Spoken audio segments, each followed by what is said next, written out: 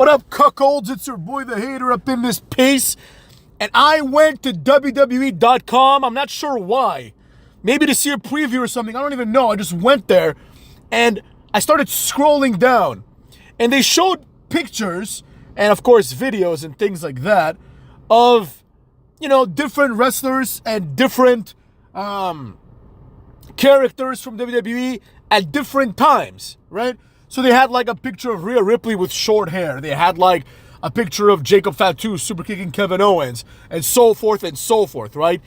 But all these pictures had one thing in common, and that is that absolutely nothing interesting was shown in any of them. You have Rhea Ripley with a Pidgeotto haircut. You know what I'm saying? Number one.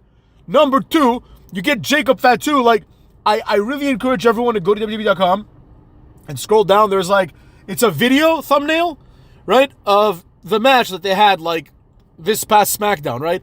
And Jacob Fatu is super kicking and kneeling Kevin Owens. You can just see how small Jacob Fatu is because the angle of the camera captures his whole body. You can just see how small this guy is. This guy's not big at all. You know what I mean? This is a complete, like, gaslighting. They're showing to you someone who's completely average, and they're like, this guy's a monster. No, he isn't. No, he isn't.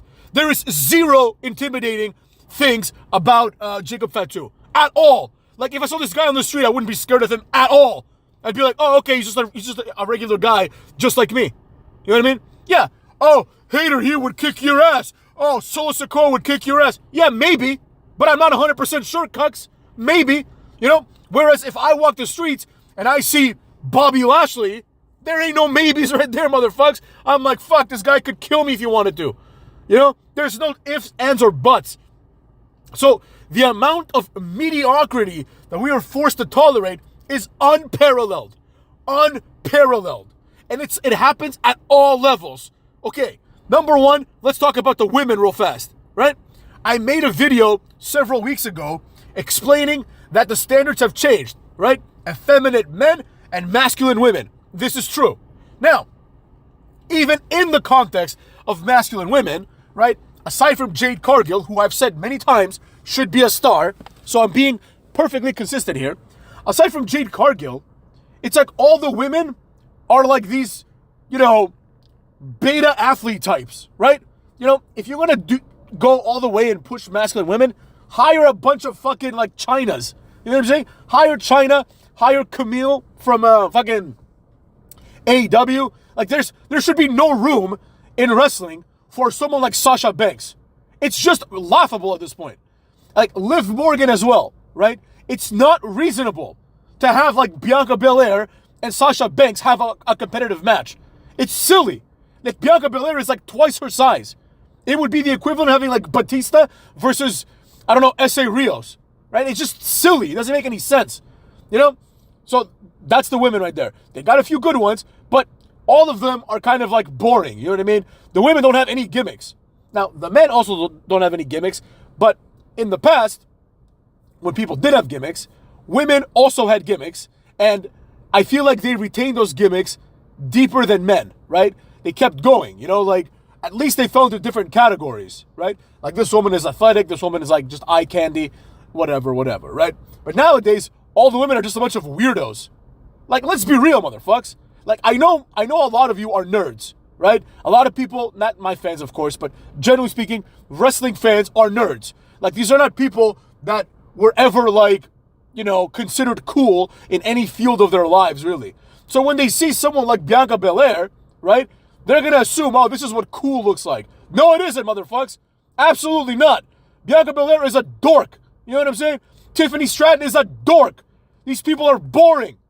Bianca Belair, her entire thing is she has like a fake-ass 7-foot ponytail. It's fucking stupid. Yeah, it was cool in the beginning because it's like, okay, maybe one day someone will cut it and that would be like a nice little storyline, But no, she just has a fake ponytail that she puts on before every match. It doesn't make any sense to your boy. Now, irrespective of Bianca Belair and Tiffany Stratton and Zelina Vega and all of these weird-looking broads, by the way, like, I understand, like, yeah, I'm going to be honest. I'm not going to sit here and lie and pretend that Bianca Belair is an ugly woman. She's obviously not, right? Neither is Tiffany Stratton. Neither is Zelina Vega. but they're not like drop dead gorgeous either. You know what I mean? They're like regular girls basically with some muscle. You know, there's nothing like, if you go to the mall, you'll see like 10 Bianca Belairs and 10 Zelina Vegas and 10 Tiffany Strattons. You know what I mean? But you're not going to see one Stacy Keibler, motherfucker. You're not going to see that. So that's what I'm getting at. We need more exciting and more elite level people, which brings me to the men, which is inexcusable, right? We have like, okay, you can have someone like Otis, right? But he has to have an Otis gimmick. You know what I mean? Where he's like this comedy character, basically, right? You cannot present Otis as a legit tough guy. Now, I know that Otis is a legit tough guy. That Otis is like crazy strong, apparently, right? But it doesn't matter. It just is not believable. Like when I watch wrestling with people that don't watch wrestling, they'll be like, that guy's not strong, he's fat. And then I'm like, actually, he held the combine, what's it called? The WWE combine record for bench press. And people are like, okay, you know, they either don't believe it or they don't care, right? Doesn't matter if he held the record, who cares? You know, that he doesn't look strong. He looks like a fat fuck. You see what I'm saying? So that's the idea. Now, at least fat people, like the very fat people like Otis, they're at least believable as being fat and being difficult to like throw around at least, right?